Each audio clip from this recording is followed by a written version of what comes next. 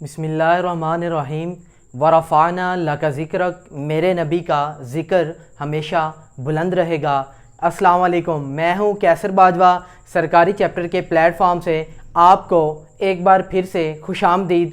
आज जो है वो हम जीके और करंट अफेयर्स जो हैं वो 13 सितंबर 2022 के डिस्कस करने वाले हैं। इसमें आपको बहुत सारा नॉलेज जो है वो मिलने वाला है, तो इसलिए मेरी वीडियो को एंड तक जो है वो लाजमी देखेगा। ठीक है, टाइम ज़ाया किए बगैर अपना टॉपिक जो है वो शुरू करते हैं। सबसे पहले है FATF एंड पाकिस्तान। आपको पता है कि FATF और पाकिस्तान के दरमियान जो है वो कन्वर्सेशन चल रही है। ठीक है, टाइज चल रहे हैं।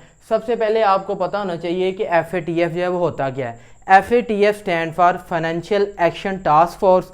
इसको मनी लॉन्ड्रिंग और टेररिज्म फाइनेंसिंग को रोकने के लिए 1989 में ग्रुप ऑफ G7 जो कि दुनिया की 7 लार्जेस्ट इकोनॉमीज़ हैं, उन्होंने इसको फाउंड किया था। ठीक है, तो इसका मेन ऑब्जेक्टिव यही है कि ये मनी लॉन्ड्रिंग और टेररिज्म फाइनेंसिंग को रोकती है। ठीक है, इसके बारे में जो है मैं अपनी पिछली वीडियो में भी बता चुका हूँ। तो कुछ न्यू अपडेट्स थी डान न्यूज़ में, उसमें ये लिखा हुआ था कि पाकिस्तान जो है वो FATF की ग्रे लिस्ट में जो है वो जून 2018 से है। इसके अलावा FATF ने जो 34 एक्शन प्लान्स दिए थे। ठीक है, पेपर में ये पूछा जाता है कि FATF ने पाकिस्तान को कितने एक्शन प्लान्स पर अमल करने का कहा था। तो 34 एक्शन प्लान से इसके अलावा जो नया MCQs एक्सपेक्टेड है और आ सकता है और लाजमी आएगा, वो ये है कि FATF के टोटल कितने टेक्निकल रिकमेंडेशन से पाकिस्तान को, तो वो टोटल 40 टेक्निकल रिकमेंडेशन से FATF को टुवर्ड्स पाकिस्तान, उसमें से पाकिस्तान ने कितने कंप्लीट कर लिए हैं? 38। ठीक है, और अक्टूबर 2022 में FATF ने ये फैसला करना है कि आया कि पाकिस्तान जो है वो FATF की ग्रे लिस्ट में रहेगा या वाइट लिस्ट में आ जाएगा। ठीक है, इसका फैसला अक्टूबर 2022 में होना है। और आगे है गयन वपी मॉस्क। ये जो है वो एक मॉस्क है, मस्जिद है, और ये कहाँ पे लोकेटेड है? इंडिया के अंदर। ये डान न्यूज़ के अंदर था, तो इम्पोर्टेंट है, आ सकता है। इसके अलावा यूनामा सबसे पहले आपको पता होना चाहिए ये है क्या।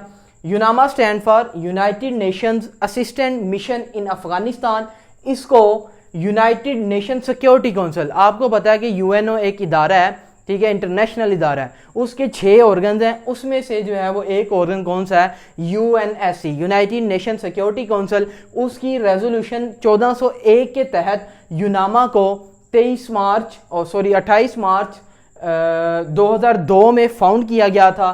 ठीक है, इसके अलावा इसका यूनामा का हेडक्वार्टर जो है वो काबुल अफगानिस्तान के अंदर है। इसके अलावा जो आपने याद रखना है कि काबुल जो है वो अफगानिस्तान का कैपिटल भी है, और अफगानी जो है वो अफगानिस्तान की करेंसी है। ठीक है, इंपॉर्टेंट है।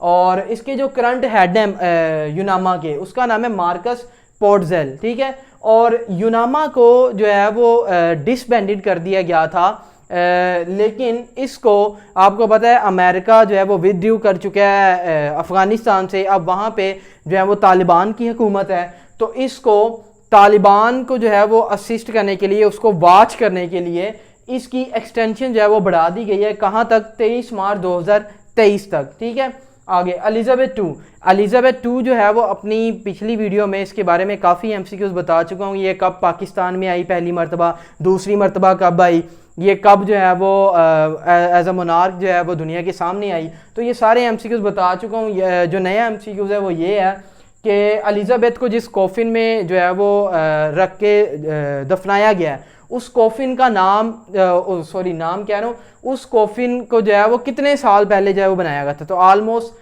30 ईयर्स अगो, 3 डिकेड्स अगो जो है वो उसको तैयार करवाया गया था। ठीक है, इंपॉर्टेंट है, ये याद रखना है।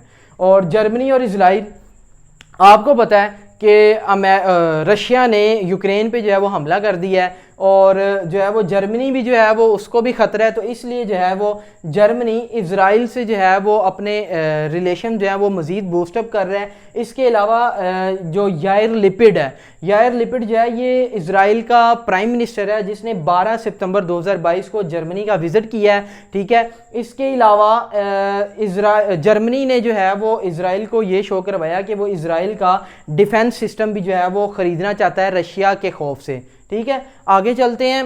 आगे जो है वो पैब्लो पिकासो। पैब्लो पिकासो के बारे में जो है वो सारे इंपॉर्टेंट एमसीक्यूज कर लेते हैं। ये डॉन न्यूज़ में इसका जिक्र था। ये एक स्पेनिश पेंटर और स्कल्पचर था।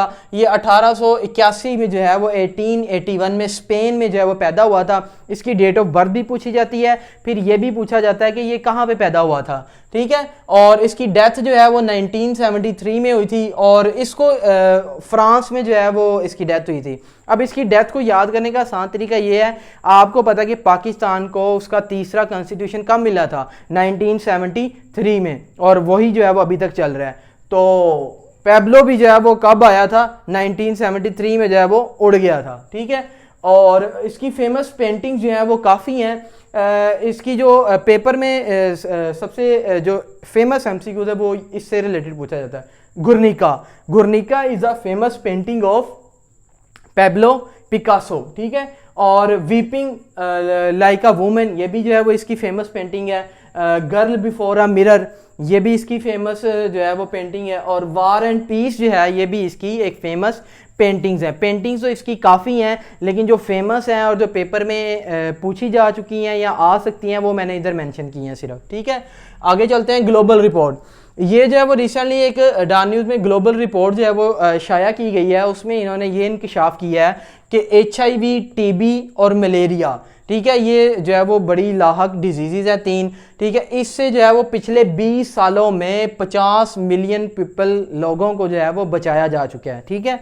इसके अलावा पाकिस्तान की इकॉनमी, पाकिस्तान का जो करंट एक्सटर्नल डेब्ट एंड लाइबिलिटीज़ है वो $130.2 बिलियन है, जो कि पाकिस्तान की टोटल GDP का कितने फीसद है, 39.7%। इंपॉर्टेंट है। और पाकिस्तान का जो टोटल डेब्ट है वो कितना है, $15 बिलियन, ठीक है। और आपको पता है कि वर्ल्ड बैंक जो है वो और जो IMF है ये जो है डिफरेंट ममालिक को कर्जे भी देता है। इसके अलावा जो है वो डिफरेंट पॉलिसीज़ वगैरह बनाता रहता है पुअर कंट्रीज़ के लिए। तो इसने एक 1996 में एक इनिशिएटिव लिया था, उसका नाम पेपर में पूछा जा सकता है। उसका नाम था heavily indebted poor countries initiative, ठीक है। और ये कब शुरू किया गया था, 1996 में। और किसने शुरू किया था, IMF और वर्ल्ड बैंक ने।